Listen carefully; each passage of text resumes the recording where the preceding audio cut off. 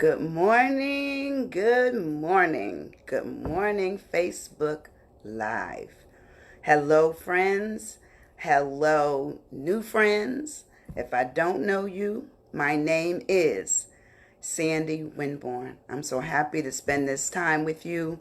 And today's subject is about time, our time, your time, what you're doing with it. And so the exciting thing is that time is continuous. Time is ongoing. Good morning, Cassandra. Time time is something that is a measurement. It's a measurement of what was done and what was captured at that time. And going forward, it's done according to the minutes, the moments, it's the hours, and it's done between noon and midnight. That's what time is. That's the time that we understand it. But it also talks about the indefinite continued progress of the existence regarded as a whole. How are we positioned in terms of our time? So to me, time just says a lot about everything. It says about what we've accomplished, what we've missed, what we've lost, what we've earned, uh, who we met, who we didn't meet, who we need to stay away from. All those things can be measured in time. And so the importance of time just talks about the importance of our lives. What are we doing? So I'm going to ask the question, are you stuck? Yes, we are all stuck. We're all stuck. And today, because I decided to talk about time, really, to me, just set it up for me. It set up for me how priceless to me my time is. Like, I know that sometimes I can be paid. In fact, a girlfriend and I, we were talking about this. You can be paid, with money for things that you've done, but things that you've lost in terms of your time, you cannot recapture it. Time, once it is gone, cannot be recaptured. Even if you try to recreate something that happened in time, what you're going to find out is something will be missing. You will have a new thing that happened in that next set of time, or that next period of time that you did. But the time behind you, that's lost time. It's gone. Can't do nothing with it. That's why I said, why would you even bother staying in your past? If you stay in your past, you're stuck in time.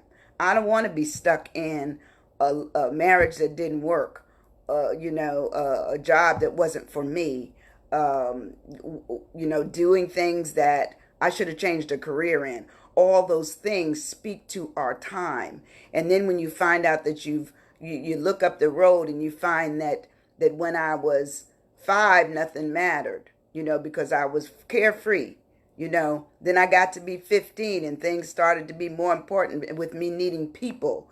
And then I got to be 25 and I needed to look at, society saying I should look at getting married. And then the biological clock, and then or it might be, well, I have to take a wife, or I have to take a husband, or I have to form some kind of relationship that makes me look like I am sitting well and doing well with my time. So you have to talk about, how do I ever move beyond that? Good morning, Jean. So when you get older and you get to a point where you say, you know what, now I'm 60 years old, now I'm 70 years old, now I'm 90 years old. What did I do with my time? Because time, like I read in that poem yesterday, no matter what you think about it, it's moving. No matter what you do, no matter what you did yesterday, that was yesterday's time. Today's time, you on a whole new different realm, a whole new one. And so now you talk about, well, why, my goodness, my goodness, I've wasted my time. I don't want to waste my time anymore, because I know I have more time behind me than I had ahead of me. So therefore, my time going forward is even more important. Now I'm working on my legacy. What am I going to leave behind? What can they say I did with my time? And I'm trying to leave a good map. I'm trying to do my best. So we're going to start with some poems. And once again, I am so excited to be here with you. And today's topic is time. So we're going to start with The Road Not Taken by Robert Frost. I thought this was a good segue in. And this is Robert Frost. It says, 2 roads diverge in a yellow wood, and sorry I could not travel both. And be one traveler long I stood, and looked down one as far as I could, to where it bent in the undergrowth. Good morning, Rhonda. Then took the other as just as fair, and having perhaps the better claim, because it was grassy and wanted wear, though as for that the passing there had worn them really about the same. And both that morning equally lay in leaves no step had trodden black. Oh, I kept the first for another day, yet knowing how way leads on to way. I doubted if I should ever come back. I shall be telling this with a sigh. Somewhere ages and ages hence, 2 roads diverge in the wood, and I took the one less traveled by, and that has made all the difference. Good morning, Rhonda, my niece. So it tells you that if you come to a road, a fork in the road, there's 2 ways you can go. You can go to the one that's been well traveled. And a lot of times people, we as they say, we're taken by the light. You know, all of a sudden we walking into the light only because that one looks well traveled. But what if you went that other road, which is all about multiple intelligences? How can I find something else that is beyond what I've been doing? How can I take a new road that gets down to the core of me, down into my basement, down into the areas that helps me rummage a little bit? And so when I come back up, I'm a new shiny penny. You know, I have a smile on my face. I'm happy. I'm praising up. This is real to me. Your time has to be real. I need you to look at time being so valuable like gold, because you cannot recapture it. You cannot capture it once it's passed. Recapture, no. Or even capture, can't happen. It's gone. It's gone. So that's The Road Not Taken. Now this one doesn't have anything on it in terms of who wrote it. So it is anonymously written. However, it's good. Listen to this. It says, it's called Time's Paces. It says, when as a child I laughed and I wept, time crept. When I became a full-grown man, time ran. When older still I daily grew, time flew.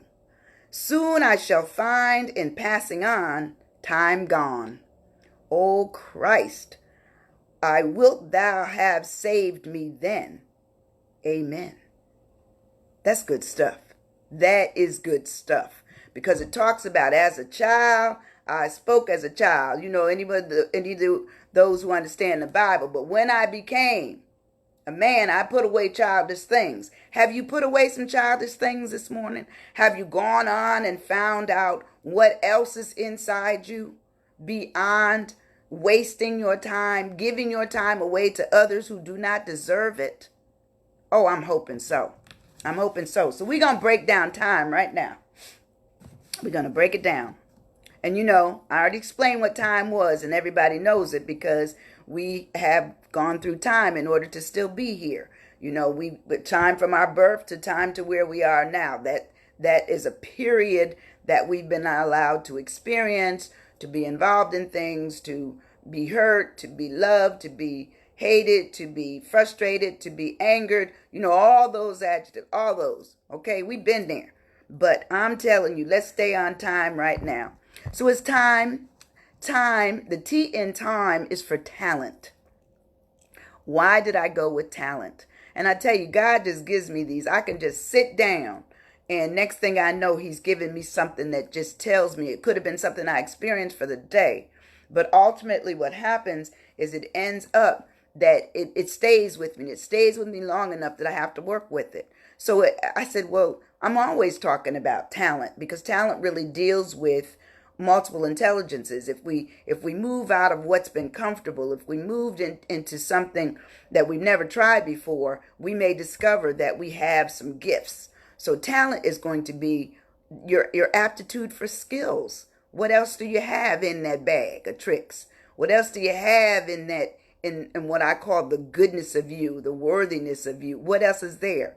And so we're going to talk about it. It talks about your gifts, your knack, your technique, because some people have a technique where they're almost like when they take I guess over in India, when they play the little instrument and the snake be dancing up out of the jar. I don't want to see that. I'm not interested in that, but I'm just talking about sometimes we're just taken up with stuff and we never settle down to our own talent. I want you to do that. Talks about you having ability, having capacity, having artistry, having your skill, having your geniusness. Because some of us are probably genius at what we do, but we never get to it. We never get around to it. And talks about your forte. Forte, straightforward. How about your strength? And then, of course, your expertise. All those things talk about what talent is and what talent can do. If you decide that you're going to get into your talent, guess what? You're going to go to the top of it because, one, you believe in it. Two, you're supporting the effort. And three, you're actually doing it. You can never get good at anything unless you do it. That's like the piano player that's going to play the piano. Okay? Nobody wants to go to his or her recital unless they can play the piano. Now, I'm not talking about little kids. I'm talking about those of us who have grown older. We have our point set where we're able to do some stuff. And, sometimes it happens at a young age that you can do it, but it may never materialize until you actually get into it and start working on it. The next letter is I in time, and it talks about idealism. And idealism is the cherishing or the pursuit of high or noble principles. That means you set that bar. Nobody else set it. And sometimes it may be unrealistic, but guess what? The point is that you're reaching. Point is that you're moving up. The point is that you're looking up, not looking down, and you're not looking up to other people. You're looking up to a goal for yourself. So it really talks about having a purpose, setting goals. It says the practice of forming or pursuing ideas. Good morning, Moses. Pursuing ideas, practices that really put you into a position of understanding your ideas and being able to express them. Sometimes it may be unrealistic, but the point I'm making is at least you set a goal. At least you're pursuing high. Now, I'm not talking about people who have delusions of grandeur, okay? People who are running stuff that isn't running. People who have ideas that have no backbone in them. I'm talking about what is it with this idealism that makes it work for you and that moves forward, okay? So it talks about, sometimes the people who are the daydreamers and then they work on their daydreams during the day, or they might be a night dreamer. Like I know I was a daydreamer in high school, undergraduate school, all of it. But eventually I put some legs, as they say, put some feet, put some teeth into what I was thinking, what I was believing. Because sometimes an idea that will not let you go means you need to spend some time in it. You need to work on it. And so it talks about daydreaming, the people that fantasize, they're good. And the people that are they're romanticists. Those are the ones who just dream of being in love or dream of things that are lovely. There's a romantic side to them. Want to go to Paris and walk under, walk over by the Eiffel Tower or going down to the Champs-Elysees, whatever, does not matter. They're looking at it romantically with what it does to them. It takes their mind away because basically that's what idealism is. It takes your mind away from what it is that you're currently involved in. You have an opportunity to just dream, put yourself someplace else, imagining, things. Imagination is great. And they said some of the best children that grow up to be, the best, at whatever they choose they're going to do, happen to be children that were dreamers. Children that imagine things I'm having tea with my 3 teddy bears. You don't see the teddy bears because the teddy bears aren't there, but they do.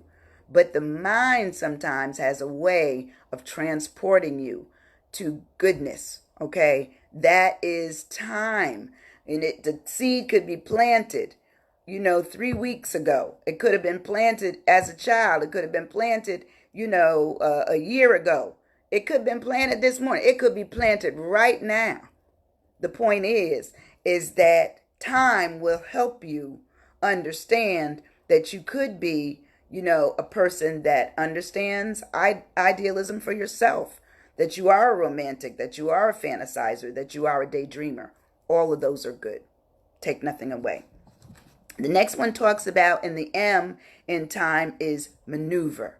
I don't know how I got to maneuvering, but I love maneuver. Maneuver means you change positions, and usually you're going to change positions for what I talked about yesterday was another angle. The reason you're going to move over here is because this feels better. I'm more comfortable on this side. Okay, I can see better. I can hear better. I can do more. Okay, that's what maneuvering would do. And so it says to change a position for a specific purpose. So you changing because there's a reason to change. You have the reason. You have the purpose. You're standing on it. And so you're going to change. And sometimes that's what you have to do to change a position, to change a marriage, to change a friendship, all of those things, to change your career. All of those things remind you that you have to maneuver. Otherwise, you will continue to repeat the same thing that you're doing. It will become habitual, and you're just in it, and nothing is happening in terms of giving you life and you enjoying your time at whatever you're involved in. I want to enjoy my time. I have less time going forward than the time that was in my rear. So I'm going forward. That's what. So it talks about having an operational plan, exercising your ability, having some form of activity going on. Understand that action must take place and then movement must occur, and sometimes we have to also, even though we may not be moving around, we have to move some things in our mind. We have to get some things up out of there. Okay. Things that people have told us that you will never be anything. And guess what? You are somebody. You are. And you have to say, I got things to do, and it doesn't involve you. You have to move yourself out of your head. You have to move your heart. You have to move your body. All those things pretty much say, I'm going to maneuver. I'm going to take a new road. I'm going to take a new stance. I'm going to take a new opportunity. I'm going to grow. And I don't care how old you are. We never know because our days are not promised. If we knew our end, we would never be productive. If we knew that next week we were going to expire, we were going to be, like milk, dead, we're on our way to our graves, we would absolutely be stilled to being just scared. We would be stilled by our being frightened. So we weren't given that. We weren't given that we would know our end. But what I'm saying to you is work towards your living. Live every day using your time wisely. Do not give it away. Do not throw it away. In fact, time should be so important that you have to tell people, no, as they say, I think I remember Richard Pryor saying, I checked my schedule. Okay, I want you to check your schedule. Make sure your schedule is clear for you, not for somebody else, unless you really want to go do it. That's your time. It is your time. And the last thing is exhibition. And I don't know why it was given to me that I would deal with exhibition, but exhibition to me went with maneuvering. It went with idealism, and it went with talent, because it really talks about it's a journey. It's a journey. It's a voyage. It's a trip. It's all these things. It talks about I got someplace I got to go. I'm on my way. Every day, if I talk about my mother, is because she was such a great role model. And my father was too. He was always on the go. My mother was the same thing. My mother hardly worked anywhere except I think she worked for the state New York State Tax Department, maybe 2 summers. That was it, or 2 periods when taxes were due. But that was it. But every day my mother got up, she got dressed, she was pretty, she had a nice clothes, and then she went. Sometimes it was just downstairs to the lobby of her senior citizens building. But this was characteristic of my mother from when we were children. Every day it was important. So a lot of times people ask me, why are you dressed up? You don't have to do. I was given it. That was my role model, that every day I was supposed to look well, smell well, and be as well as I could. And my mother lived almost till she was 95. And guess what? She had her good sense until she was almost 95. She lost it maybe about a month and a half before she left this world. But my mother knew my mother always said that time was important. I'm telling you, as the off child of my mom, the last child, time, your time is important. No one else can take away your time unless you give it away. Don't give your time away. It just doesn't even need to happen. So when we talk about this exhibition, we're talking about a mission you're on. You're on a mission. You're on a project. You're in pursuit. You're on a trip. You're on an enterprise. It talks about it's a jaunt. It's going to be a run. Your run. Not anyone else's run. Your run. It's an excursion. And guess what? In the totality of it, it's also a survey. You're going to survey something. You're going to survey something that you haven't done before that gets you into understanding more about how to spend your future time. That's what we're working on. How do I spend my time beyond just what I did yesterday? How do I do that? So every day I'm searching. I search Sandy to say, what else can Sandy bring? What else can I bring? And I'm bringing it for myself. And the irony of it all is that I believe, this is my truth, I believe the more experience you have in dealing with yourself, the more experiences you should have in dealing with others. Because you should be able to put yourself in a position of no or a position of yes, and it not so much, encroach on your time that you end up being depleted, deflated, abused, misused. Let it go. Let it go. Understand how important time is. And this thing rung out to me so much last night that I finished it about 11:45 last night. And that's sometimes I'm given stuff in the morning and sometimes it's at night. Last night I was given this about how important time is. Not just your time, but my own time.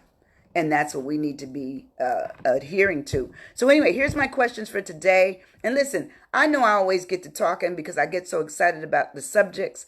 But please, when you come into the space, I thank you for scrolling. I thank you for stopping. I'm asking you to share. And I appreciate all those who stay. So I stayed with the S's today. My name is Sandy. So what I'm asking you to do is bring a piece of paper and a pencil, and write some of this stuff down. This is good stuff. I didn't make it up. It was given to me. And then I just added my little flair to it. That's my talent. That's my talent. So I'm bringing it to you every day as much as I can. So anyway, let's start with our questions. Hit share, everybody. I appreciate it. And so what we say right here, it says, the first question is, what are your talents? Do you know what they are? This is part of your time. Do you know? Have you investigated? Have any of you taken the multiple intelligences test that I gave you? That I keep putting online. I try to put it every day if I remember. Sometimes I don't. But it is so good. It's going to tell you everything, including your personality, based on how you answer those questions if you answer them honestly. So it's going to talk about the kind of capacity that you have. That's in your talent. Your ability, that's in your talent. Your expertise, in your talent. Your gifts are in your talent. Your forte, your skill, your artistry, all in your talent. So if you just let it ferment, all it does is rot. Use your talent. Find out what else you can do and do it in addition to what else you're being paid for. Because you may find out that your hobby, talent, aka, may also end up being something that money can come from. And you will be paid for your talent, for your expertise, for your gifts, for your skills, for your abilities. That's great. I love it. I love it. Okay, the next question is, are you an idealist? Do you pursue high or noble, principles? Do you set your bar high for yourself? Do you look up instead of looking around or over to somebody else to answer the questions for you? What do you do? What do you do? Are you realistic or unrealistic? Do you romanticize? Do you fantasize? Do you daydream? All those things pretty much say that, I could be an idealist in the positive sense, or I could be an idealist negatively. I don't want you to be a negative idealist. Be a positive. Set them bars high and start reaching for the bar. Even if you don't reach the goal, which may be really, really high, what if you were granted to get half the way up and it's still good?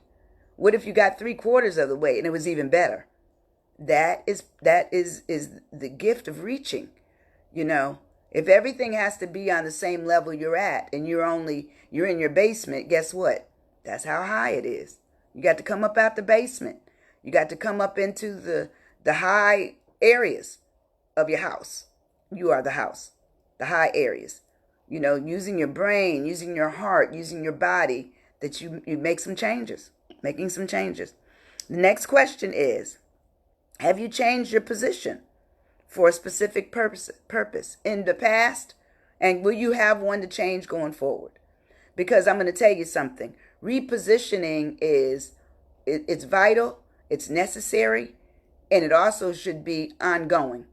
Because if you stay in the same place, looking at the same thing, doing the same thing, guess what? That's all you're going to be doing.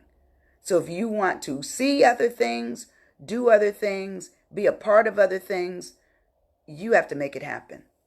You do. No one else. You have to make it happen. So it really talks about, having some results, figuring out that, I made some changes and this happened. I made some changes and that happened. Or I went too far to the right. I need to come back a little bit. And guess what? It may be even more right for you. Sometimes you can't go and try to eat the whole watermelon. You just got to get a couple of slices in to say that this was delicious. I let the seeds go. Now I'm ready to go back for a second piece. Once I have you climbing up this out of the basement. I have you climbing up a ladder. I have you moving higher in your thinking, higher in your feeling, higher in your physicality of just saying, I'm on the move. I'm on the move.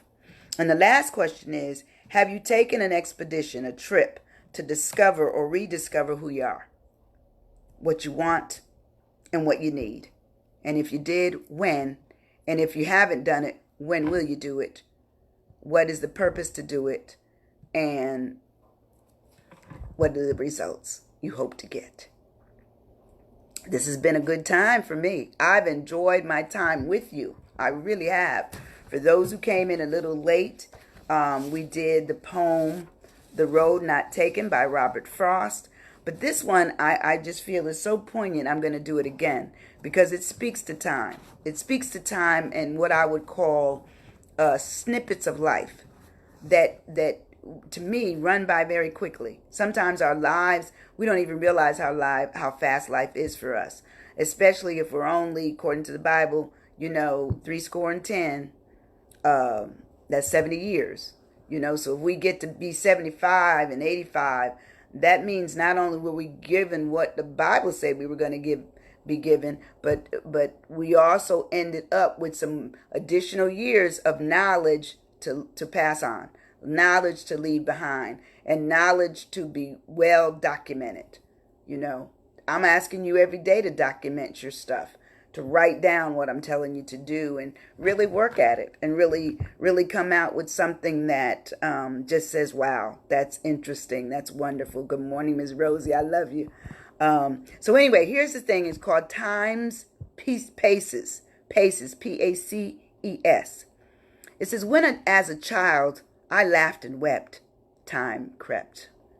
When as a youth I waxed more bold, time strolled. When I became a full-grown man, time ran. When older still I daily grew, time flew.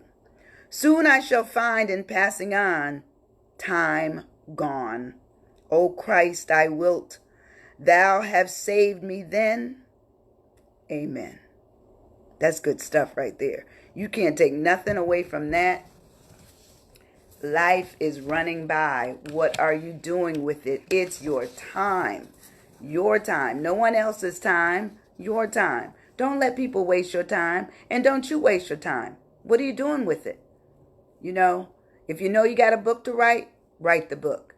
If you know you have a place to go, take your trip. Not right now. I know pandemics are still on. I'm not going anywhere. So this is my time. I'm using my time to create opportunities for when pandemic is over, that my time was well spent here, and then it's going to be even better spent out there once I can go back out and live among what may become the new normal.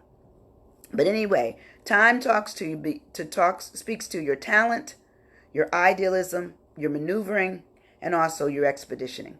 How is your time? Look at your time. Do you have all those things in place? Or do you want it to be that when you leave this world that people can say, wow, I'm praying that they will be able to say she did a lot. She did a lot before she left up out of here. Okay? My time is not just for me while I'm here. It's the legacy I leave. That's also time. What will time say about me? You know, it was my time while I was here, but when I leave, it's someone else to rediscover or discover the time that I had, the time that I left in terms of print, activity, whatever. That's time. That is time. And the last thing are the questions, of course. What are your talents? Are you an idealist? Do you set high goals for yourself and purpose based on principles, yours? And have you changed your position? Have you maneuvered around during quarantine, changing positions to get a better view of yourself, to get a better idea going forward? And the last one says, have you taken an expedition? And sometimes we can go through an expedition in our mind and expand what we want to do. So even though physically we can't move about the cabin as we once did and fly and drive and go all those things outside of our areas, eventually we will. What are you going to do with your eventual? What will your time, what will time say about you that you did during quarantine? What will time say about you after quarantine? Your time. Don't waste it. Time is vital. You cannot redo it. Time that has been already used in the past cannot be captured or recaptured. You may set up the scene again and try to get some of the people that was involved in your time. But guess what? The period that left in the rear, don't look back. Okay? That's yesterday's time.